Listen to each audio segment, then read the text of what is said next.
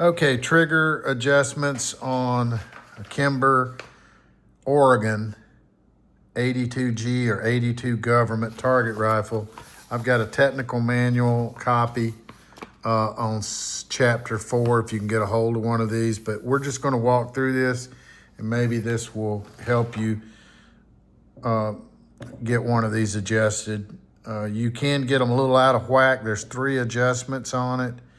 And so if you start in section 4, the first thing you do is a trigger over travel, but it's been set at the factory. You shouldn't have to reset it, but let me show you how to check that.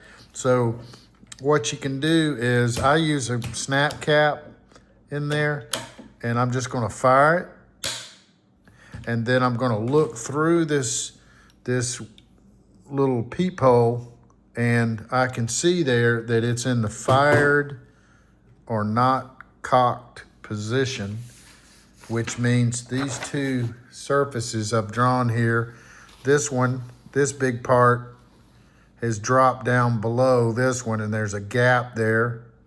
And that gap moves back and forth, opens and closes with the over travel of the trigger. So after it's fired, the amount of slack there or over travel, you can hear it, but it's actually not moving very much. That's a minimal amount of travel, but a little bit of slop, a little bit of gap, just so it's reliable, so it doesn't get hung up sometimes. So I think that's already good, and I'm just gonna leave the set screws tight on both sides. There's set screw on either side that both of the set screws sort of come inward and clamp down on that adjustment screw. And so that's, I think the over travel is fine, all right? But if you tighten this, it reduces that play, and you counterclockwise loosen it or it comes out, it allows more slack in play. All right, so the other 2 adjustments are the trigger weight. So we did the over travel, now it's the trigger weight and the Sear engagement. So what the Sear engagement means is that when it's cocked, this goes up and these 2 engage, and this part prevents it from firing or slipping down past this edge. So this little engagement, so the more gap or the more surface engaged here, the safer. The less surface this engaged, the more we're potentially becoming unsafe, to the point that if there's not enough surface here, you could just tap the butt of the gun and it might fire. So first thing is we're gonna just reduce the weight of the trigger, and assuming that it's working. If it's not working, it could be that the over travel is too aggressive, or the Sear separation or the Sear adjustments push too far in. So what we'll do first though is adjust the trigger weight, and if I loosen the set screws on either side, okay, loosen the set screws on either side. Sometimes you can just turn this by hand, but if you loosen it or it comes out, you're reducing the trigger weight. And I've got this one about as far out as I really want to get it. And so let me just check the trigger weight. And I'm gonna go ahead and, just to show you, I'm gonna back this rear screw out, the Sear engagement. I'm gonna back it out counterclockwise. So for example, if I tighten this, it will actually fire. It will separate, listen. it'll fire. So I'm gonna back that off a couple of turns and just take it out of the picture. All right, so now I'm just looking at the weight of the trigger without the sear being adjusted. So I've adjusted the overtravel at the top and reduced the weight of the trigger from that standpoint as much as possible. You can see that I'm down to about 2 pounds, 3 ounces. Pull it a little faster. 2 pounds, you know, basically around 2 pounds. But with these front two adjusted for minimal overtravel and minimal weight, I'm at about a couple pounds, but there's still more I can do to reduce the weight. So now when I cock it, we are going into this condition, from this condition to the cocked position. Let's do that. And then look through that witness hole, you can see there's a lot of sear engagement. I don't know how many thousandths that is, but that is a lot. That's like more than a business card thickness, a lot more. All right. So what I can do is, as I tighten this, I've loosened these set screws on the rear.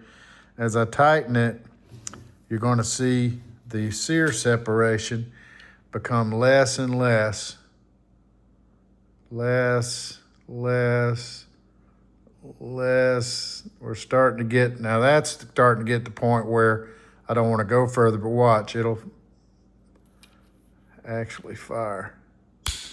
See how it fired and it went down below?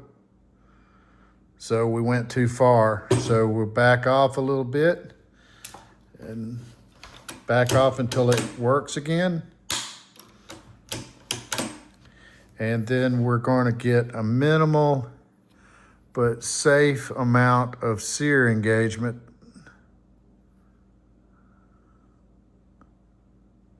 Okay. Sometimes you can just eyeball that, but that's a pretty good sear engagement. And before I check it, I'm going to tighten these set screws up a little bit just to check it with it tight. And then, all right, now let's check it.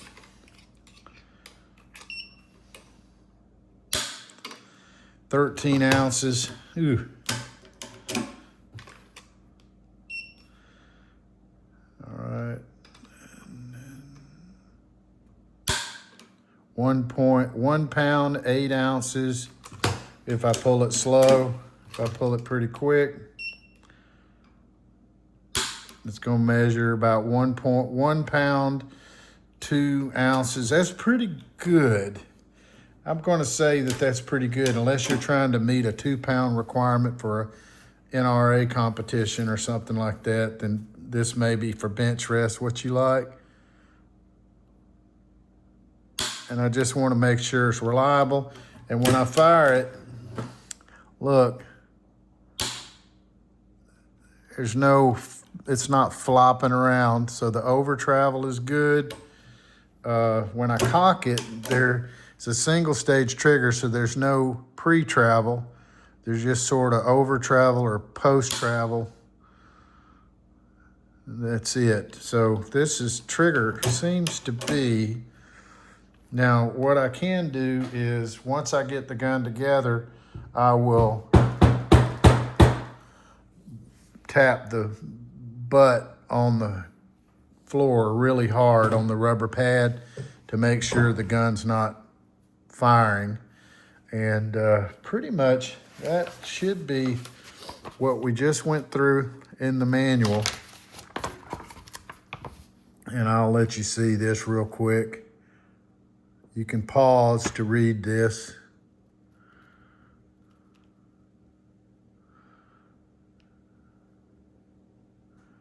You can pause all you want.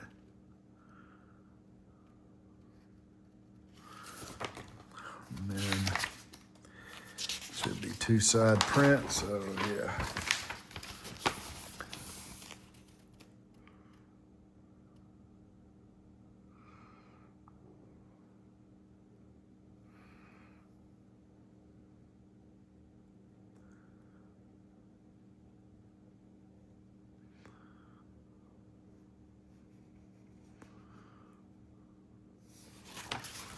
And